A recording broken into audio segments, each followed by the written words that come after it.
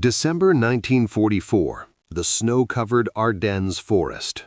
American tank crews are huddled inside their M4 Shermans, watching German Tigers and Panthers systematically destroy their platoons. The casualty reports flooding back to headquarters paint a horrific picture. 5 Shermans lost for every German heavy tank knocked out. The solution seems obvious. America has the answer sitting in warehouses back home, the M26 Pershing, a heavy tank that can go toe-to-toe with anything the Germans fielded. 75mm gun replaced with a 90mm, frontal armor nearly doubled, finally a tank that won't brew up like a Zippo lighter the moment a Panther looks at it funny. But here's the thing that doesn't make sense. The one American general who screamed loudest about needing better tanks, the man whose Third Army was bleeding Shermans faster than factories could replace them, personally rejected the M26 Pershing when it was offered to him. George S. Patton, armored warfare advocate, the most aggressive tank commander in the European theater, turned down America's best tank and demanded his crews keep fighting in the very machines he knew were death traps. This is the story of why. Let's rewind to 1940, when the Sherman didn't exist yet and American tank doctrine was still stuck in the World War I mindset. The U.S. Army had light tanks for reconnaissance and cavalry missions. The heaviest thing in the arsenal was the M2 Medium, a riveted coffin mounting a pathetic 37mm gun that couldn't penetrate anything more substantial than a Volkswagen. Then France fell in 6 weeks, and suddenly everyone in Washington realized that modern war had changed. The Germans weren't using tanks as infantry support weapons. They were using them as breakthrough instruments, massed formations of panzers smashing through defensive lines and racing for rear areas. The British were getting hammered in North Africa. The Soviets were about to face the largest armored invasion in history, and America's tank fleet couldn't fight its way out of a training exercise. The Sherman was born from panic and practicality in equal measure. The Army needed a medium tank that could be produced in massive numbers, shipped overseas, maintained by minimally trained crews, and operated reliably in every climate, from North African deserts to Russian winters. The Aberdeen Proving Ground engineers looked at what was mechanically feasible with American industrial capacity in 1941 and designed accordingly. A welded hull that could be built in converted automobile factories, a radial aircraft engine that was reliable and already in mass production, a 75mm gun that fired an excellent high-explosive round for infantry support and could handle most German armor encountered in 1942, suspension borrowed from previous designs that were proven and debugged. The first M4s rolled off production lines in early 1942, 9 months after Pearl Harbor. That's lightning fast for military procurement, and it came with compromises. The Sherman was never designed to fight other tanks as its primary mission. This is the part that gets forgotten in every Sherman versus Tiger argument that plays out in forums and comment sections. American tank doctrine in 1942 treated tank destroyers as the answer to enemy armor. Shermans were supposed to exploit breakthroughs, support infantry, destroy fortifications, and generally do everything except seek out tank-on-tank duels. When they encountered panzers, they were supposed to suppress them and call in the M10 or M18 tank destroyers with their high-velocity guns. On paper, this made sense. It let the Sherman focus on being a good multi-role vehicle instead of hyper-specializing. In practice, it meant Sherman crews found themselves in fights they weren't equipped to win, because enemy tanks don't care about American doctrinal theory. Now picture this: Tunisia, February 1943, Kasserine Pass. This is America's first major armored engagement against the Germans, and it's a disaster. Erwin Rommel's Africa Corps slams into green American units and sends them reeling backward. U.S. tank crews discover that their 75mm guns can't penetrate the frontal armor of German Mark IV tanks at combat ranges, let alone the heavier Panzers. The Germans are killing Shermans from distances where American tankers can't even see their targets clearly. One after-action report from the 1st Armored Division notes crews abandoning perfectly functional tanks because they believed, correctly, staying meant dying. The American command structure absorbs the lesson. We need better tanks. But here's where things get complicated. The Ordnance Department already knew the Sherman's gun was becoming inadequate. They'd been tracking German armor development through intelligence reports and knew heavier tanks were coming. The T-20 program was already underway before Kasserine, attempting to design a Sherman successor with a 76mm gun, better armor, and improved automotive performance. But production realities created an impossible bind. American factories were stamping out Shermans at a rate of over 2,000 per month by mid-1943. Retooling for a completely new design would halt production for months, maybe longer. The British were screaming for more tanks to replace their losses. The Soviets needed Lend-Lease armor. American units training for the invasion of Europe required thousands more. Do you halt the flow of adequate tanks today for the promise of better tanks 6 months from now, when those 6 months might mean losing North Africa or delaying the invasion of Sicily? The compromise was the Sherman 76, same basic chassis, same basic hull, but mounting a new 76mm high-velocity gun that could actually threaten German armor at reasonable ranges. First deliveries hit Europe in July 1944, a month after D-Day. Ordnance expected tank crews to be thrilled. Instead, they got pushback from an unexpected source: field commanders who'd been fighting Shermans for over a year. The 76mm gun was longer, which made the tank more visible and harder to conceal. It fired a worse high-explosive round than the 75mm, which mattered more in infantry support missions than armor penetration did 80% of the time. The armor was still inadequate against German heavies, so the gun upgrade didn't actually solve the fundamental problem while making other problems worse. Crews preferred the 75mm Sherman for most missions. This is the kind of nuance that doesn't fit into simple narratives about American tanks being inferior. Enter George S. Patton. If there's one American general who understood armored warfare, it's the man who led the 2nd Armored Division before the war and wrote extensively about tank tactics. Patton knew intimately what Shermans could and couldn't do. His Third Army was burning through tanks at an alarming rate during the August 1944 breakout from Normandy, not primarily from combat losses, but from mechanical breakdowns during the mad dash across France. He was constantly screaming at logistics officers for more spare parts, more replacement vehicles, more fuel. His operational tempo was limited by what his maintenance crews could keep running, and he watched his tank battalions get chewed up every time they ran into dug-in Panthers or Tigers. The logical conclusion would be, get better tanks, but Patton's logic ran on different tracks. By late 1944, the M26 Pershing was finally ready. 90mm gun that could penetrate a Panther's frontal armor at 1,000 yards.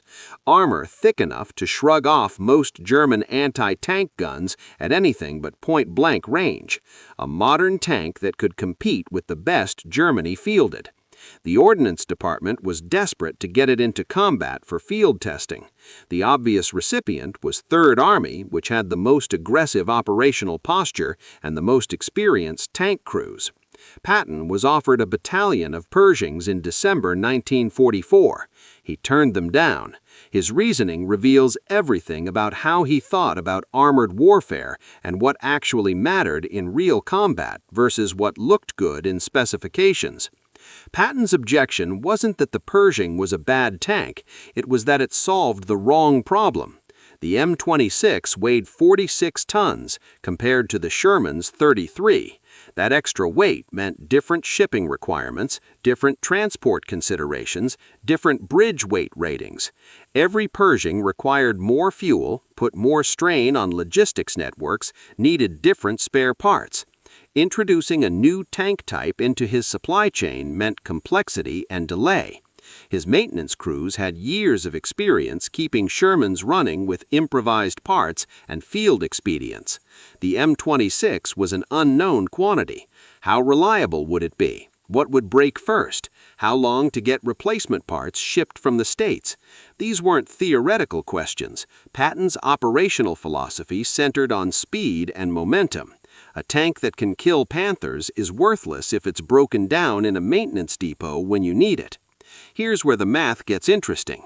Third Army in December 1944 had about 1,200 tanks.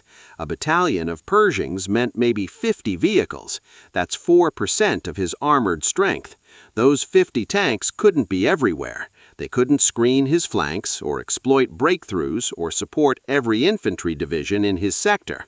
What they could do was create logistics headaches, confuse maintenance schedules, and generate urgent requests for specialized support that would slow down his supply officers. Patton looked at the equation and decided that the 1,200 Shermans he could keep running was worth more than 1,150 Shermans plus 50 Pershings that would bog down his operations. The man who wrote "A good plan violently executed now is better than a perfect plan executed next week" applied that same philosophy to tank selection. But there's another factor, one that Patton understood from years of studying armored combat. Tank-on-tank fighting represented a tiny fraction of what his armor actually did. The dramatic image of Shermans dueling Tigers makes for great documentary footage, but most tank missions were infantry support, destroying fortifications, engaging anti-tank guns, breaking up counterattacks, and exploiting breakthroughs. The Sherman's 75mm gun was excellent at all of these tasks. Its reliability meant his tank battalions could maintain operational tempo over weeks of continuous combat. Its mobility let his forces cover ground faster than the Germans could react. The Pershing was better at one specific mission, killing enemy heavy tanks, while being potentially worse at everything else that mattered for Patton's operational approach. Look at how Third Army actually fought. The race across France in August 1944 wasn't won by superior tanks. It was won by Patton's ability to keep his armor moving faster than German commanders could organize defensive lines. His tanks covered 400 miles in 2 weeks, a pace that destroyed German cohesion and captured territory before it could be fortified. Sherman reliability made that possible. The siege of Metz in September and October 1944 wasn't decided by tank-on-tank combat. It was artillery, infantry, engineers, and tanks working together to reduce fortifications that had stood since the 1870s. Sherman high-explosive fire support mattered more than armor penetration. The relief of Bastogne in December required Patton to disengage from his current offensive, pivot his entire army 90 degrees, and attack in a different direction through winter conditions. The logistics of that maneuver were already nightmarish. Adding a new tank type would have made it worse. Fast forward to January 1945. The 3rd and 9th Armored Divisions finally received small numbers of Pershings, deployed despite Patton's objections. Their combat record is instructive. When they encountered enemy armor, they performed superbly.